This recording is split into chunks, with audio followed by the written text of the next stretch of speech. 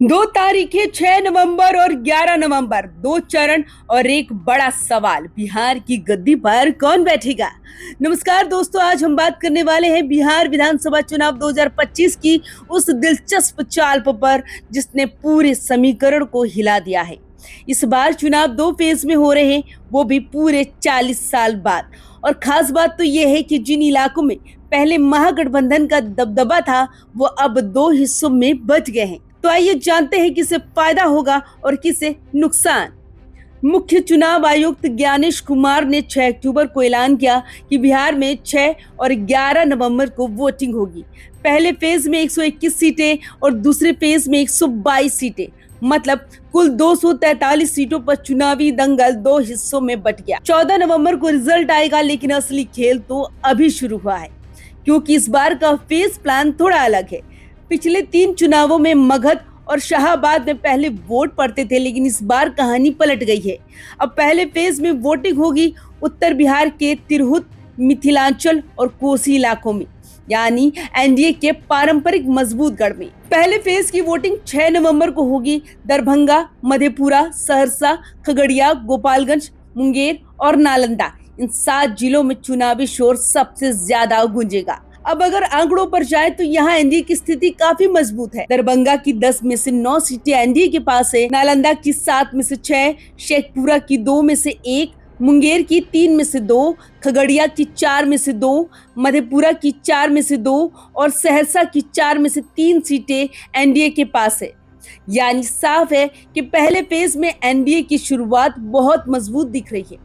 लेकिन बिहार की राजनीति सिर्फ आंकड़ों से नहीं, जाति समीकरण और स्थानीय नाराजगी से तय होती है। तो सवाल है, क्या महागठबंधन इन इलाकों में सेंध लगा पाएगा? 2020 के हिसाब से पहले फेज के 121 में से एनडीए के पास 59 और महागठबंधन के पास 61 सीटें थी, यानी मुकाबला बहुत टाइट है। चलिए अब जरा गहराई में चलते हैं। तिरहुत और मिथिलांचल, बिहार की राजनीति का दिल। पहले फेज की 121 सीटों में से 70 सीटें सिर्फ इन्हीं दो इलाकों से आती है। तिरहुत की कुल 64 सीटों में से एनडीए के पास 36 है और महागठबंधन के पास 28। मिथिलांचल की 46 सीटों में एनडीए के पास 30 और महागठबंधन के पास 15।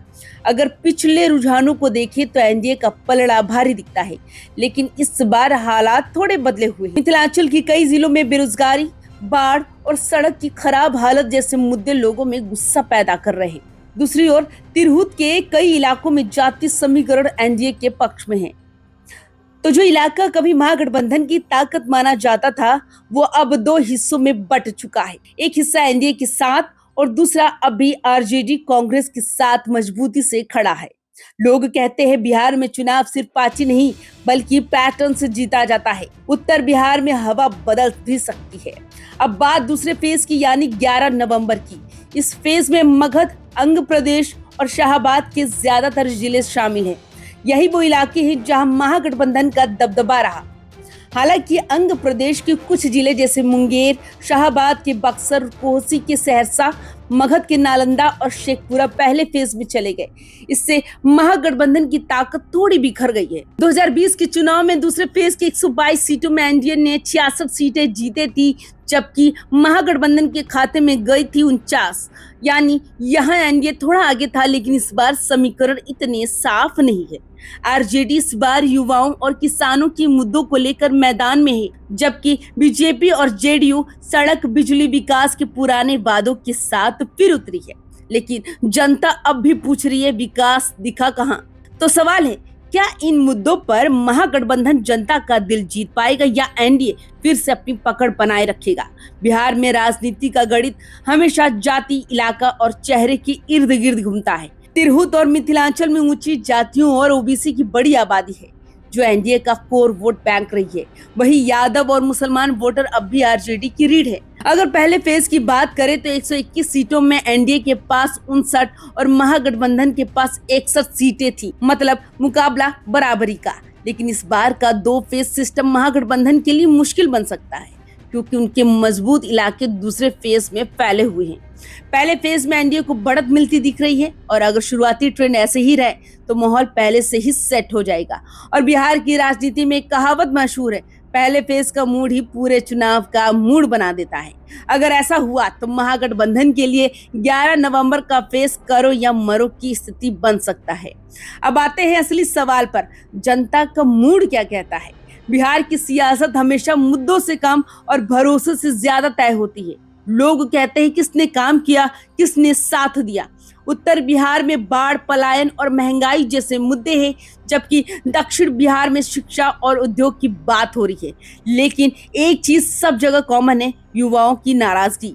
नीट और यूपीएससी के परीक्षार्थियों से लेकर गांव के बेरोजगार नौजवान तक हर कोई कह रहा है अब की बार सिर्फ वादा नहीं, काम चाहिए। इस बार सोशल मीडिया पर भी काफी हलचल है। हर गांव में लोग मोबाइल से बहस कर रहे हैं, भाई इस बार कौन जीतेगा, और यही बहस चुनाव की हवा तय करेगी। तो कुल मिलाकर कहानी ये है, पहले फेज में एनडीए का पलड़ा भारी है क्योंकि वहां उनके मजबूत इलाके हैं, लेकिन दूसरे फेज में महागठबंधन की उम्मीदें जिंदा है, खासकर मगध और शाहाबाद में।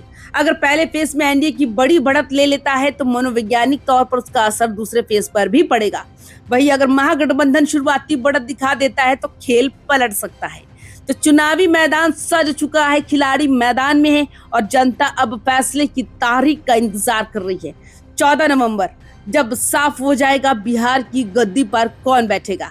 तो दोस्तों आपको क्या लगता है, एनडीए फिर से सत्ता में आएगा या इस बार महागठबंधन कर दिखाएगा?